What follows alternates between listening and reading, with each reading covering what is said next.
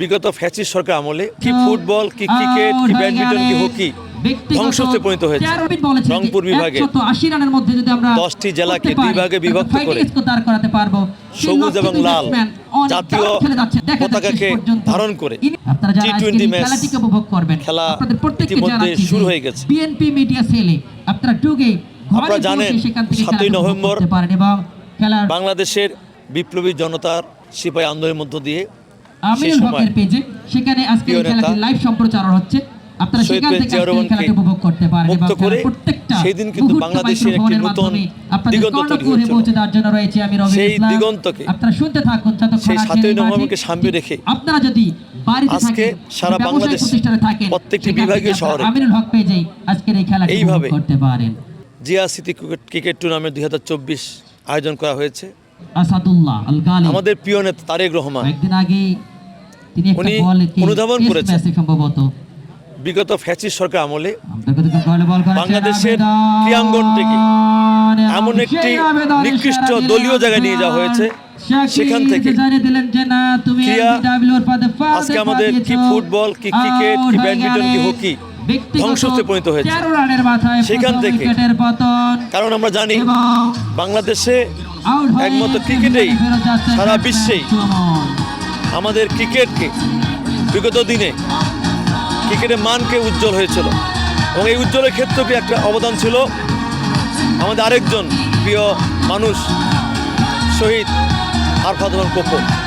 আপনারা জানেন সেই সময় বিএনপি সরকারে ছিল, উনি যদি ইচ্ছা করলে পারতেন সেই সময় ক্রিকেট বোর্ডের চেয়ারম্যান হতে, উনি কিন্তু সেটা হন নাই। অর্থাৎ ক্রীড়াঙ্গনকে দলীয়করণ না করার জন্যই উনি কিন্তু না হয়ে উনি ক্রিকেট ডেভেলপমেন্টের চেয়ারম্যান হয়েছেন এবং সেখানেই কিন্তু বাংলাদেশের ক্রিকেটের যে মান উন্নয়ন শুরু হলো। আজকে শুধু বাংলাদেশ নয় সারা বিশ্বে ক্রিকেট অঙ্গনে বাংলাদেশের নাম স্বর্ণাক্ষরে লেখা হয়েছে। ইউনিয়ন থেকে উপজেলা থেকে জেলা থেকে মহানগর থেকে যেমন প্রতিশ্রুতিবান ক্রিকেটার যখন বেরিয়ে আসেন তারা যেন সময় তার হারিয়ে না যান বা রাজনীতির কোনো প্রসঙ্গে হারিয়ে না যান, সেজন্যই কিন্তু আজকের এই ক্রিকেট টুর্নামেন্ট এবং এখান থেকেই কিন্তু আজকে বিভাগীয় পরবর্তীতে সেমিফাইনাল হবে, সেমিফাইনাল থেকে ফাইনাল হবে এবং এর মধ্য দিয়ে উনি সারা দেশের যুব সমাজকে আজকে এই ক্রিকেটের ক্ষেত্রে উজ্জীবিত করছেন, ফুটবলের ক্ষেত্রে উজ্জীবিত করছেন এবং আমি মনে করি আমরা অল্প সময়ের মধ্যে বাংলাদেশে ক্রিকেটের যে বিগতের মান ছিল সেই বিগত দিনে ক্রিকেটের যে একটা ইতিহাস ছিল সেই ইতিহাসটা আবার আমরা তৈরি করতে পারবো এবং বিশ্বের মানচিত্রে আবার বাংলাদেশ ক্রিকেটকে আমরা র্যাঙ্কিংয়ে হয়তো 1 নম্বর 2 নম্বরে যেতে পারবো এবং ইনশাল্লাহ অতি অল্প সময়ের মধ্যে বাংলাদেশ টি-20 ওয়ানডে বা টেস্ট ম্যাচও বাংলাদেশ চ্যাম্পিয়ন হবে এই আমরা পছন্দ করছি। আমাদের রংপুরে এমন একটা সময় ছিল,